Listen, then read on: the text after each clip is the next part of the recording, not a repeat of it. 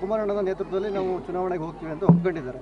ಆದರೆ ನಿನ್ನೆ ಪ್ರೀತಮ್ ಗೌಡರು ಮಾತಾಡಿದ್ದಾರೆ, ನಾವು 107 ಸೀಟ್ ಗೆದ್ರೆ ಅವ್ರಿಗೆ ಯಾವ ರೀತಿ ಮುಖ್ಯಮಂತ್ರಿ ಬಿಟ್ಕೊಡೋಣ. ನೋಡೋಣ, ಈಗ ಒಂದು ಮಾತು ಹೇಳ್ಬಿಡ್ತೀನಿ ಕ್ಲಿಯರಾಗೆ. ಈಗ BJP ಒಂದು ರಾಷ್ಟ್ರೀಯ ಪಕ್ಷ, ಶಿಸ್ತು ಪಾಲಿನ ಕಮಿಟಿ ಅಂತ ಒಂದಿರುತ್ತೆ, ಹೌದಲ್ವಾ? ಡಿಸಿಪ್ಲಿನರಿ ಕಮಿಟಿ ಅಂತ ಒಂದಿರುತ್ತೆ, ನಮ್ಮಲ್ಲೂ ಇದೆ.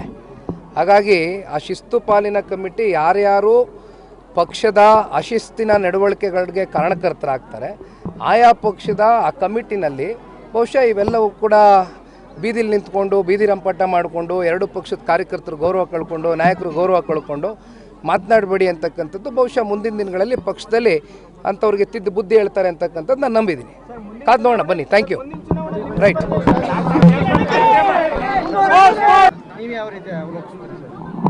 ಈಗ ಇವತ್ತಿನ ಕಾಲಘಟ್ಟದಲ್ಲಿ ಇವೆಲ್ಲವೂ ಕೂಡ ಚರ್ಚೆ ಮಾಡ್ತಕ್ಕಂಥದ್ದು ಅಪ್ರಸ್ತುತ.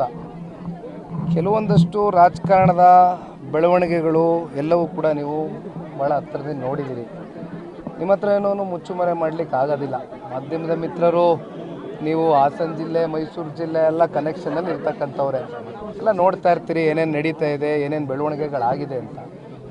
ಬಹುಶಃ ಏನಿಲ್ಲ, ಈಗ ಚಾಮುಂಡೇಶ್ವರಿ ವಿಧಾನಸಭಾ ಕ್ಷೇತ್ರ ಜನತಾದಳ ಪಕ್ಷಕ್ಕಿರ್ಬೋದು, ಅದರಲ್ಲೂ ಸನ್ಮಾನ್ಯ ದೇವೇಗೌಡರು ಸಾಹೇಬ್ರ ಮೇಲೆ, ಕುಮಾರಣ್ಣನ ಮೇಲೆ ಭಾಳ ಅತ್ಯಂತ ಅಭಿಮಾನಿಗಳು ಇರ್ತಕ್ಕಂಥ ಕ್ಷೇತ್ರ, ನಮ್ಮನ್ನು ಪ್ರೀತಿಸ್ತಕ್ಕಂಥ ಒಂದು ದೊಡ್ಡ ವರ್ಗ ಆ ಕ್ಷೇತ್ರದಲ್ಲಿದೆ.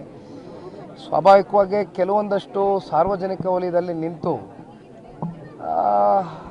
ಚುನಾಯಿತ ಪ್ರತಿನಿಧಿಗಳು ಚರ್ಚೆ ಮಾಡಿದಂಥ ಸಂದರ್ಭದಲ್ಲಿ ಒಂದಷ್ಟು ಕಾರ್ಯಕರ್ತರಲ್ಲೂ ಕೂಡ ಇರುಸು ಉಂಟಾಗಿರ್ತಕ್ಕಂಥದ್ದು ಕೂಡ ಸತ್ಯ.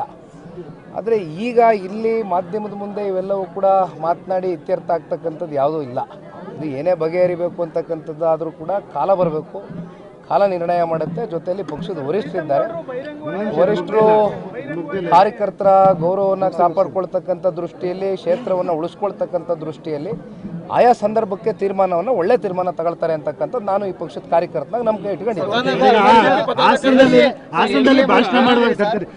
ಭಾಷಣ ಮಾಡುವಾಗ ನಾವು ಹೇಳಿದ್ರಿ HD ಕುಮಾರಸ್ವಾಮಿ ಮುಂದಿನ CM, ಅವ್ರನ್ನ ತುಂಬ ಕೇರ್ಫುಲ್ಲಾಗಿ ನೋಡ್ಕೊಳ್ಳಿ ಅಂತ ನಮ್ಮ ಎಲ್ಲ ಜನ ಹೇಳ್ತಾರೆ ಅಂತ. ಅದಕ್ಕೆ ಪೂರಕವಾಗಿ ಪ್ರೀತಮ್ ಗೌಡರು ಹೇಳಿದ್ದಾರೆ, ಅದು ಅವರು ಜನರನ್ನ ಜೋಶ್ ಮಾಡೋದಕ್ಕೋಸ್ಕರ ಆ ರೀತಿ ಹೇಳಿಕೆಯನ್ನು ಕೊಟ್ಟಿದ್ದಾರೆ. ಬಿಜೆಪಿ ಅವರೇ ಈ 2028ಕ್ಕೆ CM ಆಗ್ತಾರೆ ಅಂತ ಪ್ರೀತಮ್ ಗೌಡರು.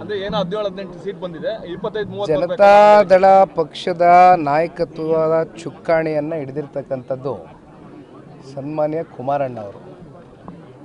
ಸನ್ಮಾನ್ಯ ದೇವೇಗೌಡರು ಸಾಹೇಬರು ಹಾಗೂ ರೇವಣ್ಣ ಸಾಹೇಬರು, ದೇವೇಗೌಡರು ಸಾಹೇಬರ ಮಾರ್ಗದರ್ಶನ, ರೇವಣ್ಣ ಸಾಹೇಬರ ಒಂದು ರಾಜಕೀಯದ ಶಕ್ತಿಯು ಕೂಡ ಭಾಳ ಪ್ರಬಲವಾಗಿದೆ. ಅವರು ಜೊತೆಯಲ್ಲಿ ಈ ನಾಯಕತ್ವದ JDS ಪಕ್ಷದ ನಾಯಕತ್ವದ ಚುಕ್ಕಾಣಿ ಹಿಡಿದಿರ್ತಕ್ಕಂಥವ್ರು ಸನ್ಮಾನ್ಯ ಕುಮಾರಣ್ಣ ಅವರು. ಕಳೆದ 20 ವರ್ಷದಿಂದ ನಿರಂತರವಾಗಿ ಅವರು ಮುಖ್ಯಮಂತ್ರಿಗಳಾಗಿ ಕೇವಲ ಒಂದು ವಾರದ ಹಿಂದೆನೇ ಅನೌನ್ಸ್ಮೆಂಟ್ ಆಯಿತು, ಒಂದು 20 ವರ್ಷ ಪೂರೈಸಿದ್ದಾರೆ ಮೊದಲನೇ ಬಾರಿ ಮುಖ್ಯಮಂತ್ರಿಯಾಗಿ ಅಂತಕ್ಕಂಥ. ಇವತ್ತಿಗೂ ಕೂಡ ಕುಮಾರಣ್ಣ ಅವರು ಕೊಟ್ಟಂಥ ಆಡಳಿತ, ನಾನು ಜನರೊಂದಿಗೆ ಜನತಾದಳ ಮಾಡಿದಾಗ 9,000 ಕಿಲೋಮೀಟ್ರ್ ಪ್ರವಾಸ ಮಾಡಿದ್ದೆ, 52 ಕ್ಷೇತ್ರ ಓಡಾಡ್ಕೊಂಬಂದಿದ್ದೇನೆ ಮೊದಲನೇ ಹಂತದಲ್ಲಿ. ಎಲ್ಲೋದ್ರೂ ಕೂಡ ಇವತ್ತಿನ ಈ ಸರ್ಕಾರದ ದುರಾಡಳಿತ ಜೊತೆಯಲ್ಲಿ ಕೆಲವೊಂದಷ್ಟು ಏನು ಸರ್ಕಾರದ ನಡವಳಿಕೆಗಳಿದೆ ಇವೆಲ್ಲವೂ ನೋಡಿ ಜನ ಬೇಸತ್ತಿದ್ದಾರೆ. ಇಂಥ ಸಂದರ್ಭದಲ್ಲಿ ಜನ ಎಲ್ಲೋದ್ರೂ ಕೂಡ ಕುಮಾರಣ್ಣನಂತಕ್ಕಂಥ ಒಬ್ಬ ನಾಯಕ ಈ ರಾಜ್ಯದ ಚುಕ್ಕಾಣಿಯನ್ನು ಹಿಡಿಬೇಕು ಅಂತಕ್ಕಂಥ ಪ್ರಸ್ತಾಪಗಳು ಈಗಾಗಲೇ ಭಾಳ ಗಟ್ಟಿಯಾಗಿ ನಡೀತಾ ಇದೆ. ಅದಕ್ಕೆ ನಾನು ಸಾಕ್ಷಿ ಇದ್ದೇನೆ. ನಮ್ಮ ಕಾರ್ಯಕರ್ತರಿಗೆ ಅಂತಿಮವಾಗಿ ನೋಡೋಣ, ಇದು ಜನತಾದಳ ಪಕ್ಷ ಅಂದರೆ ಕುಮಾರಣ್ಣವರ ನೇತೃತ್ವದಲ್ಲಿ ಚುನಾವಣೆ ನಡೆಯುತ್ತೆ 28.